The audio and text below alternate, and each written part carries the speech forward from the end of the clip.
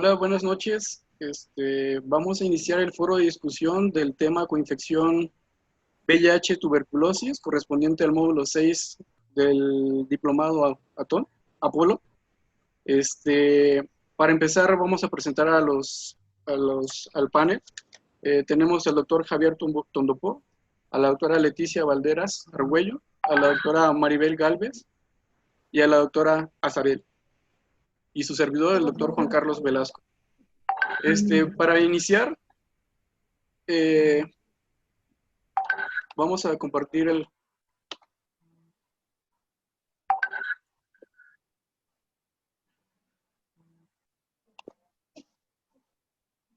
hablando un poco de la coinfección VIH tuberculosis. De acuerdo a la Organización Mundial de la Salud, en el mundo existen 2.000 millones de personas infectadas con una tuberculosis latente, con el bacilo de la tuberculosis, y en condiciones normales, solo 10% de ellas, aproximadamente, acaban un padecimiento con tuberculosis activa a lo largo de su vida. La mayoría en los 2 años siguientes al momento de su infección. Al menos un tercio de ellas, 38.6 millones de personas que hay en el mundo, se encuentran infectadas con VIH, y también estas cuentan con el bacilo de tuberculosis y corren mucho riesgo de presentar que esta tuberculosis latente se convierta en una tuberculosis activa.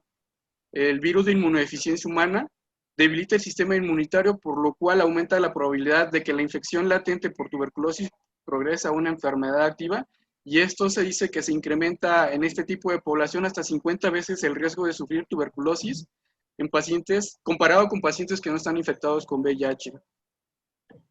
De la misma forma, el VIH también aumenta la probabilidad de una recidiva en los pacientes que ya han sido tratados para esta enfermedad, y la mayoría de los casos de tuberculosis en personas infectadas con VIH se ha registrado en el África subsahariana, donde corresponde al 80% de la población mundial. Sin embargo, en México también tenemos una incidencia bastante alta. México es considerado un país endémico para tuberculosis, y la población que se encuentra con VIH pues igual es considerable en nuestro país. Para ello, la importancia de poder conocer las cuestiones en relación al tratamiento. Para la primera cuestión, doctora Azarel, ¿cambia el tratamiento antituberculoso para pacientes con coinfección con VIH tuberculosis? Sí, buenas noches a todos. Gracias por la invitación. Pues con esto, como bien mencionaste, México es endémico, entonces, bueno, el tratamiento en realidad para los pacientes con VIH no cambia. ¿De qué va a depender? Pues más bien de la resistencia. Entonces sabemos que el tratamiento habitual, que es tenemos la tableta de Dotval que trae isoniazida, rifampicina, piracinamida y etambutol, que se dan estos 4 antifímicos. Es el mismo tratamiento para pacientes TB con o sin VIH. Aquí, ¿qué es lo importante? Bueno, pues que tengamos los estudios de cultivos y resistencia para detectar justamente si hay resistencia a isoniazida o rifampicina. Por eso también el esquema se da de 4, porque en algún momento, si es una TB resistente, pudieran los otros 3 seguir funcionando. Pero ¿qué pasa si es una TB que tiene incluso la resistencia mayor? Bueno, pues aquí hay que agregar, por ejemplo, el aminoglucósido, ¿sí? Que puede ser amicacina, tobramicina, o por ejemplo también agregar una quinolona como levofloxacino. Entonces ya sería un esquema que, bueno, igualmente es también para pacientes TB, VIH, sí o no, pero aquí dependería de la resistencia, ¿sí?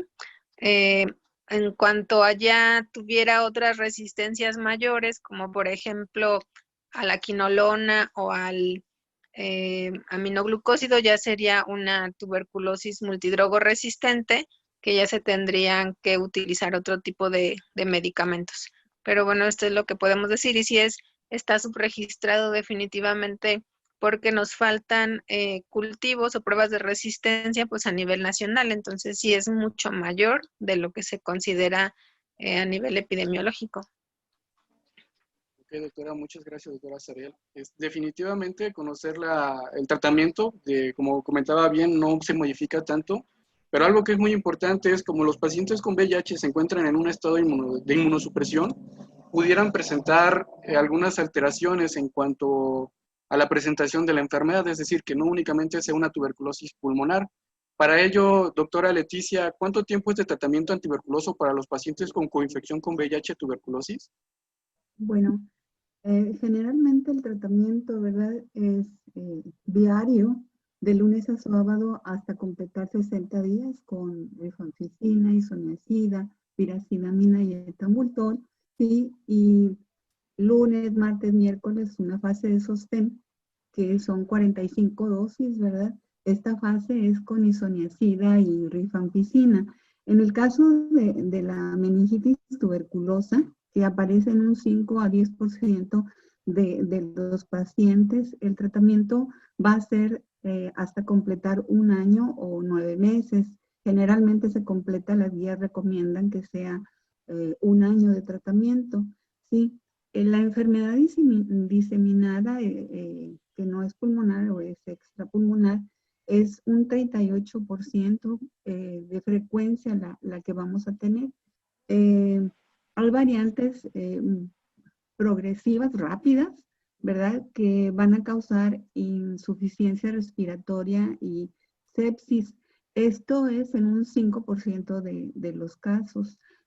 También vamos a encontrar, esto se puede ver, ¿verdad? La linfadenopatía cervical, también puede haber en mediastino, en abdomen o en pelvis, y la formación de abscesos en hígado, en páncreas, en próstata, en vaso, en pared abdominal y otras partes blandas.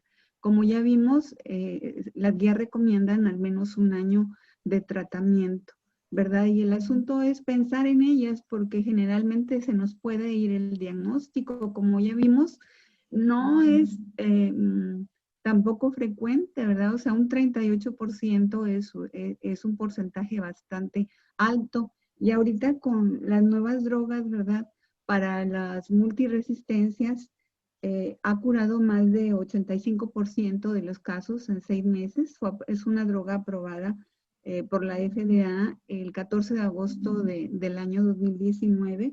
Es pretomanib, bedaquilina y linezolid. El estudio se llama NIX-TV, si lo podemos buscar. Ojalá que esta sea la solución para terminar con la tuberculosis, ya que desde la era de los dinosaurios, yo creo ya había, ¿verdad? Se ha encontrado en las momias, se ha encontrado en las culturas precolombinas, y desde luego, ¿verdad? Que no hemos podido erradicarla.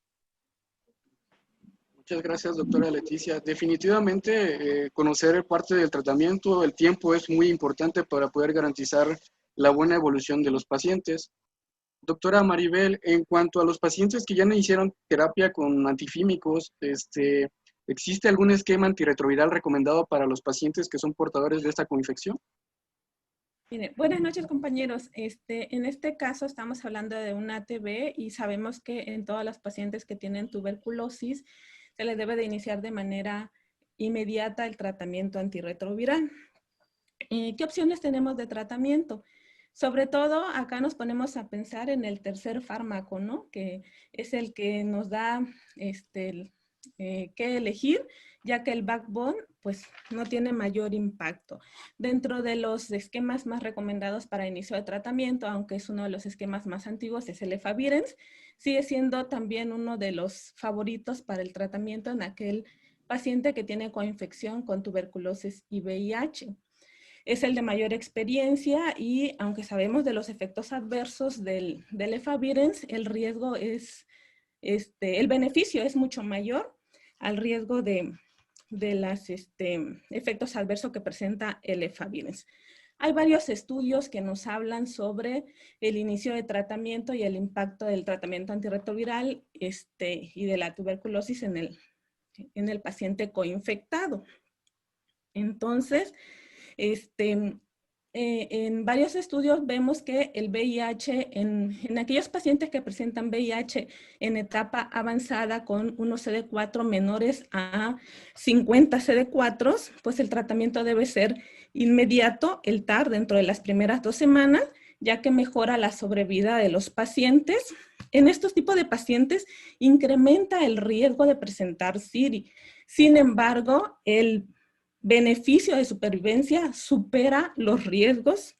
En general, es mayor el beneficio para estos pacientes el inicio de tratamiento inmediato.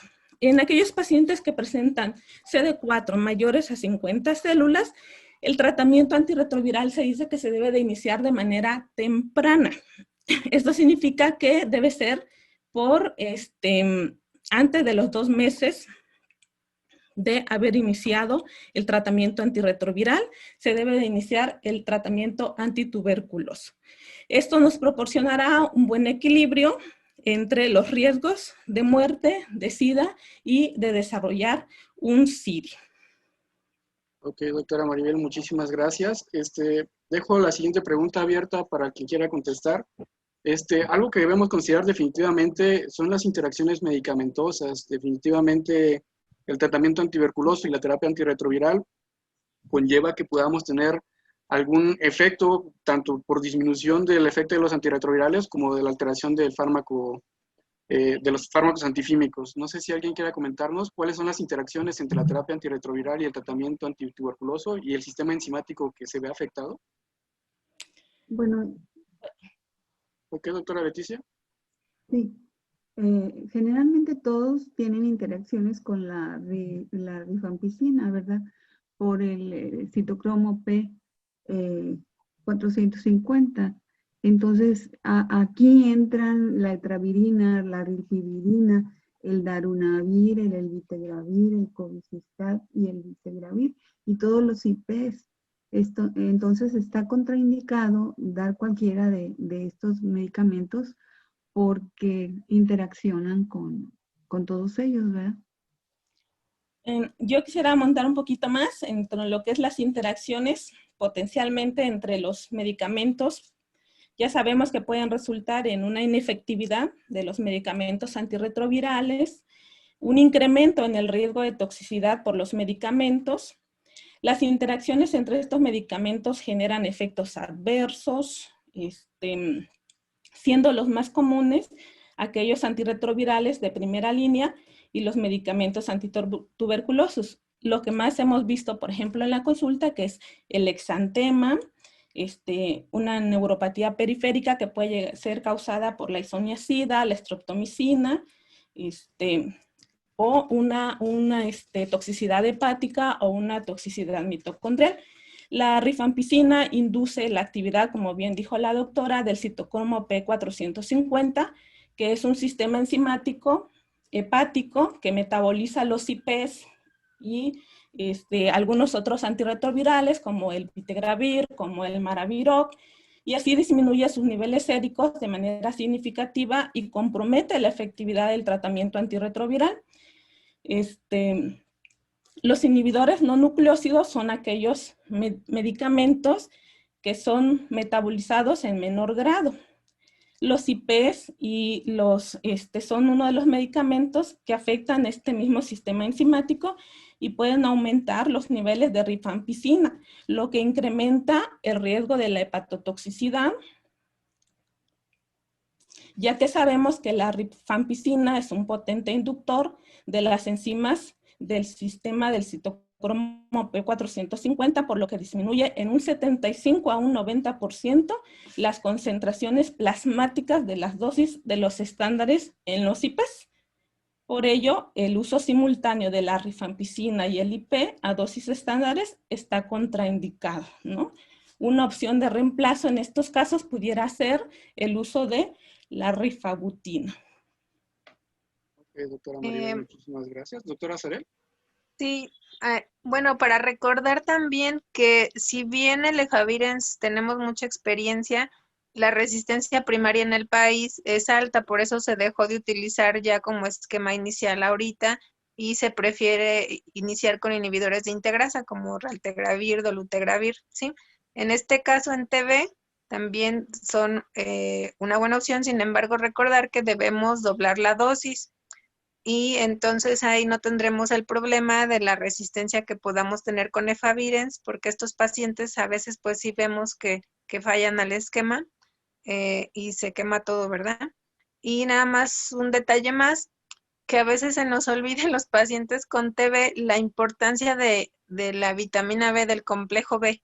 Hay muchos pacientes que hacen neuropatía y aunque el complejo B que utilizamos en las instituciones es muy bajito, o sea, se pueden dar hasta 50 miligramos, que serían varias tabletas. La otra opción es a veces buscar en alguna, no es comercial, pero en alguna tienda de vitaminas. Es económico y darle el complejo B, esa vitamina como tal al paciente porque son frecuentes las neuropatías.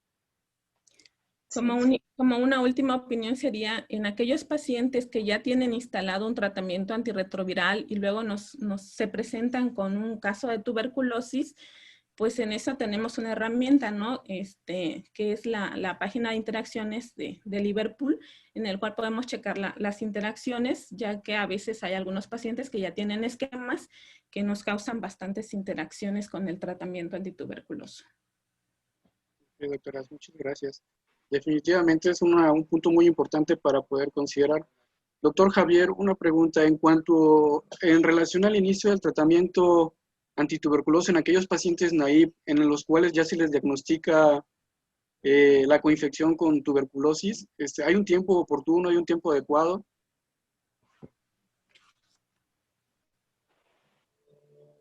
Hola. Bueno, sí hay varios estudios, a diferencia de, por ejemplo, otras preguntas que hacían aquí donde todavía no se ha estudiado muy bien. El tiempo óptimo de inicio de tratamiento en pacientes con coinfección TB y VIH sí está bien definido. Hay 4 estudios principales, el estudio SAPID, el estudio Camellia, el estudio STRIDE y el estudio TB Heart, donde nos ha mencionado o ha visto que retrasar el tratamiento en pacientes que tienen tuberculosis aumenta la mortalidad y aumenta los efectos adversos. Entonces, más o menos la guía mexicana divide a los pacientes de acuerdo a su conteo de CD4 o el avanzado de la enfermedad, a la gravedad de la enfermedad, y nos divide a los pacientes con menos de 50 CD4, entre 50 a 200, 200, 500 y más de 500. Prácticamente es menos de 50, como resumen, iniciar en las primeras 2 semanas, siempre y cuando sea posible, y más de 50 podemos retrasarnos hasta 8 semanas. Se hace una recomendación ahí de cuando no se pueda dar el tratamiento lo más pronto posible, podemos retrasarnos, pero no más de 8 a 12 semanas. Entonces, iniciar el tratamiento lo más pronto posible que se pueda. Y esto es porque tiene muchas complicaciones. Es un paciente que va a tomar en promedio 7 fármacos, 3 del tratamiento antirretroviral más 4 fármacos del tratamiento antituberculoso, aunque sea en una sola tableta, bueno, 4 tabletas de Todval y una sola tableta del antirretroviral, pues la toxicidad por fármacos aumenta. Entonces tenemos que vigilar, como ya decían antes en la discusión, pues toxicidades del fármaco, la reconstitución de todos los fármacos, la reconstitución inmune del paciente y la gravedad del cuadro que esté presentando de tuberculosis.